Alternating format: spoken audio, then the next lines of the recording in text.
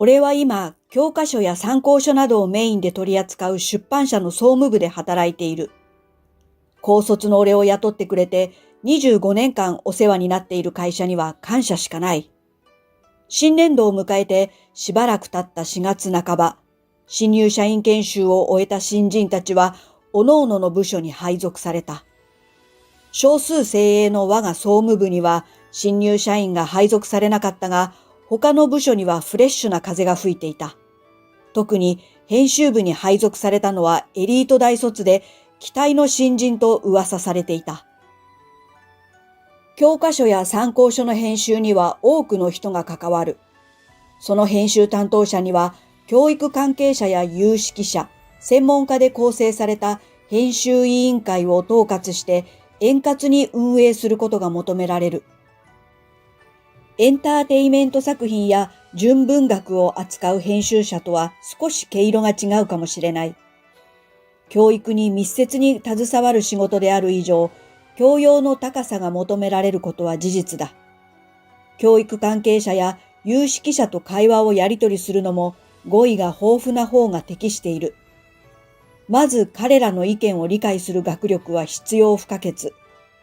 同じ土俵に立てるくらいの知識量があって、初めて編集者として情報の取捨選択をジャッジできるのだから。一つの教科書が出来上がるまで4年もの年月を費やすこともあるくらい慎重な精査が必要になる。そのため根気強さと細やかなところまで気づける繊細さを持ち合わせているとなお良い。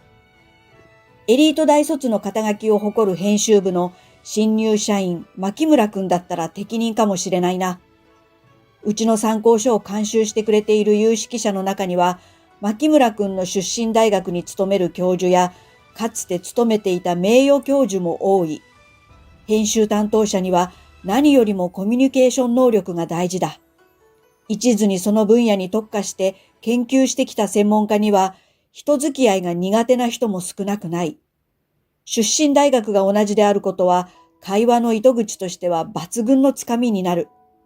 もしかしたら彼の学生時代に学び屋で講師と生徒として会っていた人物もいるかもしれないし、そんな期待の新人だったが、配属早々トラブルを起こしたらしい。編集部で参考書の編集チームを取り仕切る新井課長は俺と同期だった。もちろん彼も大卒なので俺より4つ年上だ。しかし彼は入社当時から同期は同期だからタメ口でいいよ、と上下関係なしに接してくれた。勤続25年が経ち、彼が管理職という立場になっても変わらない態度でいてくれる。その新井課長は牧村くんよりも学歴で言えばさらに上にあたるトップの国公立大学出身だ。あいつの学歴至上主義には困ったもんだよ。新井課長は日頃から息抜きがてらに俺のデスクへ来て、愚痴をこぼすのが習慣みたいになっていた。牧村はなかなかの頑固者でな。理論武装しがちで柔軟さが足りない。新井課長本人は多様性を受け入れるしなやかさを持ち合わせている人だから余計にもどかしく感じるのだろう。彼自身は高学歴であるにもかかわらず、高卒の俺とも対等に接してくれるし、時には意見を求めることさえある。編集担当者にとって一番重要なのはもちろん学歴ではないし、知識量でもない、コミュニケーション能力なのにな。俺は社会人になってから転職することなくずっと出版社の社員だったが、編集部とは無縁な部署にいた。いや、正確に言えばどの部署に所属していたって編集部と連携をとって仕事していることには違いない。だけど実際に俺が編集部員だったことはないので、具体的に編集のノウハウを持ち合わせているわけではなかった。なので編集部に関する情報、編集担当者としての心得はすべて新井課長の受け売りだ。高卒の俺でも採用してくれるようなうちの会社の選考を通ってきたのだから、そんなに思想に偏りがある人材が採用されているとは思いもよらなかった。うちの人事部長の出身大学も牧村と同じなんだよ。同窓生として話が弾んだのかもしれないな。新井課長は苦笑しながら言った。うちの会社内にははっきりとした学閥があるわけではないけど、人間は共通項があると親近感が湧きやすいのは事実だろう。牧村も学歴を認めている相手には心を許してものすごく愛想がいいから。実際牧村くんも新井課長に対してはペットの犬が飼い主に尻尾を振っているみたいな態度で接している。でも自分より格下だと思った相手に対する態度がな。新井課長は苦虫を噛みつぶしたような顔をしていた。その点が今回大きな問題に発展してしまった。新井課長は俺に一部始終を話して今後の対応を相談してきたのだ。トラブルというのは牧村くんがある有識者の意見に立てついたことが発端だった。新井課長率いる編集委員会の会議で自分より偏差値が低い大学出身の教授をコケにするような発言をしたらしい。でもその意見も学歴が伴わないと説得力がないですよね。牧村くんは周りが凍りつくようなことを口走った。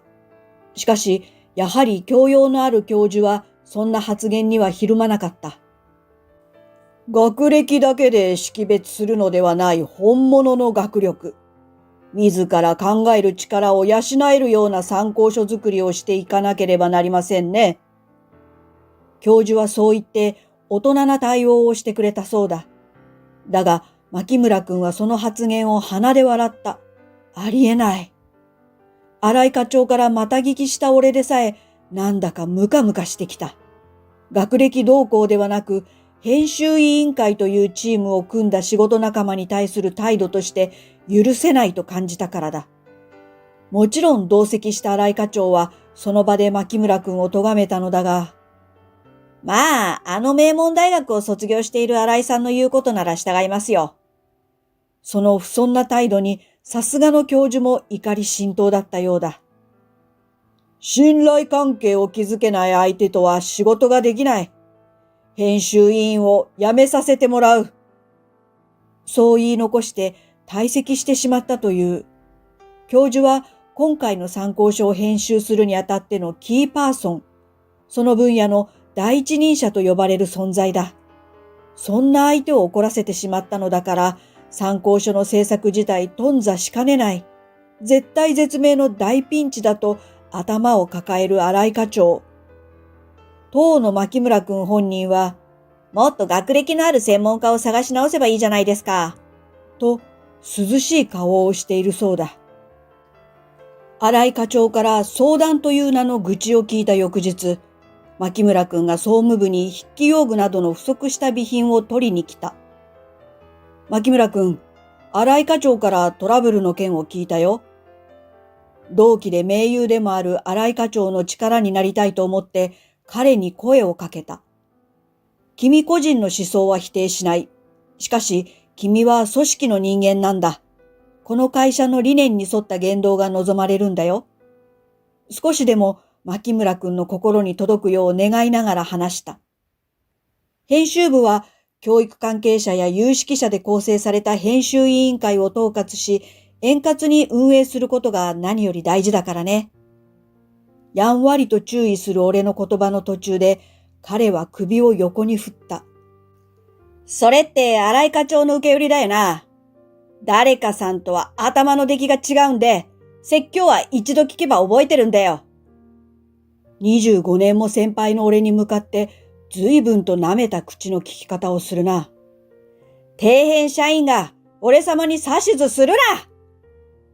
牧村くんは沸騰した夜間のごとく急に甲高い大きな声を出した。学歴至上主義の彼は俺が高卒入社だということをリサーチ済みなんだろう。聞く耳を持たないどころか俺を見下す態度だった。彼はそのまま備品も持たずに総務部を出て行ってしまった。底辺社員か。あまりの言いようだったので、さすがにしばらく腹の虫が収まらなかった。こちらから申請された備品を届けてやろうという気持ちにはなれない。でも、牧村くんも意地になったのか、翌日も翌々日も総務部に姿を見せなかった。俺もそのまま放置しておくのもなんだか気持ち悪かったので、彼から侮辱を受けた3日後、こちらから編集部に出向くことにしたのだ。牧村くん、これ君が申請した備品だよ。いつまで経っても取りに来ないから。平静を装って彼に手渡した。ああ、ご苦労様です。牧村くんは俺の顔を見ずにパソコンに視線を向けたままボソボソと言った。ご苦労様はないだろう。目上の人には使わない方がいい。俺はなるべく尖った響きにならないように注意した。はあ、目上だと思ってないんで。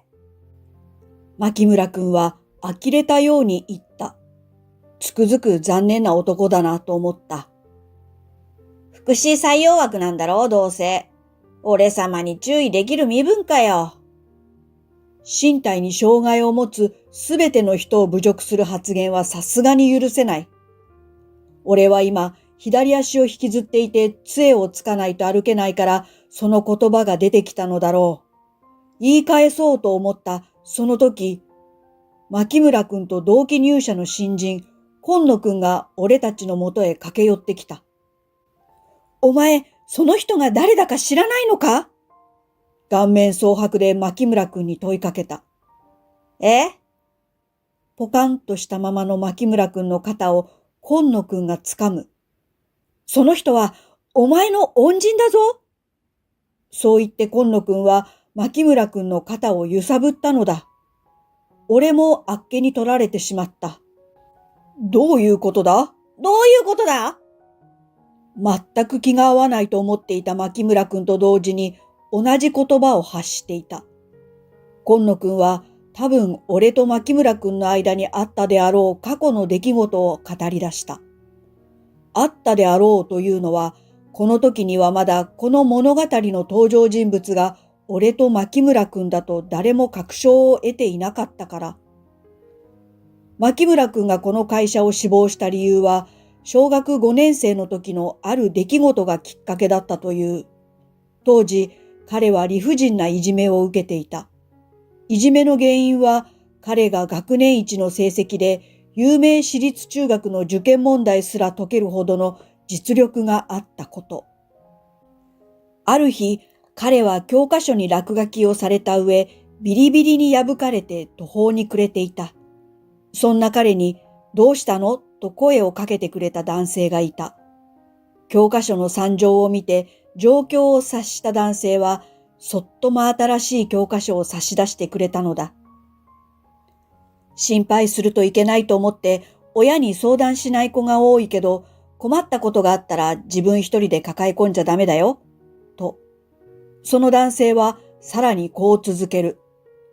もしどうしても周りの大人に相談できなかったら、おじさんは毎週木曜日の放課後3時半にいるから、この場所においで。男性の言葉を受け、彼は翌週の木曜日3時半に同じ場所で待ち伏せた。ちゃんとお母さんに言えたよ。これ教科書代。そう彼は告げると、男性に封筒を渡す。おじさんは教科書を作っている会社の社員なんだよ。君にあげたのはサンプル品だからお金はもらえないよ。男性はそう言って封筒を受け取らなかった。その後、何度かその男性を見かけたけど、大丈夫だということを知らせるために遠くから手を振ることはあっても話さなかった。しばらくすると木曜日にも塾に通わなければならなくなったため、母親が車で3時半より前に迎えに来るようになり、その男性に会うことはもうなかった。あの時、御社の社員の方に救われたので、私も御社に入りたいと思ったんですって、お前グループ面接で言ってただろう？今野くんが牧村くんに向かって言った。お前、よく覚えているな。ものすごく印象深かったし、その志望動機に感動したから。今野くんは少し照れると俺に尋ねる。そのおじさんって藤田さんのことですよね。今野くんが新入社員歓迎会で聞いてきたのはこのことだったのか、と今更合点が言った。当時営業部に所属していた俺はデジタルコンテンツの本格導入に向けてモデル校である小学校によく出入りしていた。いじめを受けた少年に新品の教科書を渡したことは俺の頭にも印象深い出来事として記憶に残っている。サンプル品というのは少年が気にするといけないと思ってついた嘘だった。俺が営業資料として持っていた新品の教科書だったのだ。市場で会社からの支給品を勝手に顧客へ渡したのは申し訳なかったが、その後自費で買い直したので、それはできれば時効にしてほしい。そんなことより、まさかあの少年が牧村くんだったとは。今野くんは牧村くんに苦言を呈す。お前は藤田さんの足のことも悪く言ったよな。歓迎会にも顔を出さなかったから知らないだろうけど、名誉の負傷なんだぞ。今野くんは同僚の誰かから聞いたのだろう。そして彼は、俺が左足を引きずっていて、杖をつかないと歩けない体になってしまった経緯を話し出した。俺の左足が不自由になったのは、交通事故による負傷が原因だった。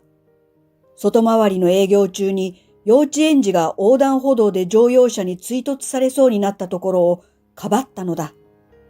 幸い、その子を抱きかかえて歩道側に避けることができ、助けた幼児はかすり傷で済んだ。しかし、俺の左足は逃げ遅れて車にひかれてしまう。その後遺症で今でも引きずってしまうのだ。それを今野くんの口から牧村くんへ説明されるのを不思議な気持ちで聞いていた。歓迎会で他の先輩から聞いたんです。僕が勝手に話して申し訳ないです。今野くんは俺に頭を下げた。別に構わないけど、それがどうして12年前いじめられている子に教科書をあげませんでしたかという質問になるんだ。歓迎会の最中、今野くんは遠くの席からわざわざ部署の違う俺のところまでやってきて隣に座った。そして予想外のことを質問してきたのだ。今思えば牧村くんの過去のことだったけど。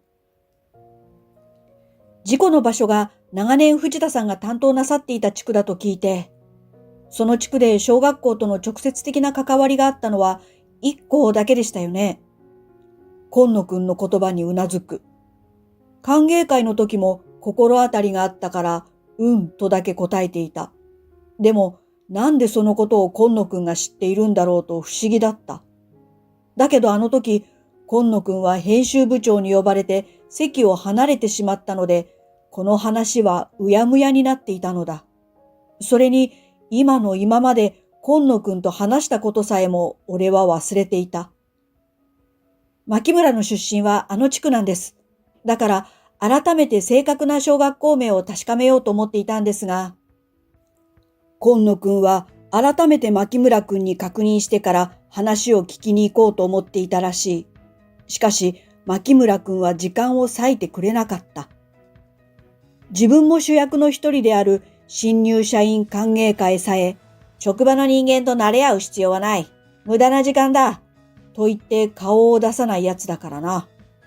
プライベートな時間を侵食されることを徹底的に意味嫌う。牧村くんが少しでも今野くんの話に耳を傾けようとしていたら、もっと早く誤解が解けていたかもしれない。牧村くん、仕事仲間と人間関係を築くことは慣れ合いとは言わないよ。大切なことだと俺は思う。俺の言葉に牧村くんは塩らしくうなずく。編集担当者にとって一番重要なのはコミュニケーション能力だと新井課長が常々言っているのはこういうことだよ。牧村くんもやっと身に染みてくれたようだ。その後、牧村くんは反省して態度を改めた。編集委員会でも教育関係者や専門家の話をよく聞いて意見を取り入れる姿勢を見せている。例の教授にも誠心誠意謝りに行ったらしい。いじめた奴らを見返してやろうと、誇れる学歴を獲得することに躍起になっていたんです。牧村くんにも彼なりの事情があったんだな。しかし、高卒の俺を尊敬できる人物と認めてくれたみたいで、学歴至上主義は撤回したようだ。あの時、新品の教科書を差し出してくれたあなたは、かけがえのないヒーローです。本当にありがとうございました。牧村くんは改めて俺にお礼を伝えてくれた。それがきっかけで教科書を作る出版社に入ろうと思ってくれたなんて、俺も嬉しいよ。そう言うと、牧村くんは照れくさそうに笑った。不遜な態度をとっていた時とは打って変わって、笑うと20代前半の青年らしくて可愛いと思えた。唐突にあの日の少年の笑顔が重なる。ああ、いじめを苦に、なんてことにならずに本当に良かったと俺は思う。こうして無事に成長して再会できたことに再び嬉しさがこみ上げてくる。会社は俺が事故に巻き込まれた際も素早く労災認定してくれて手厚くケアしてくれた。営業で外回りができなくなった後もこうして総務部に配置転換してくれたことに感謝している。未来のある子供や学ぼうと意欲を持つ人たちに教科書や参考書を届ける。俺は改めて自分の仕事に生きがいを感じたのだった。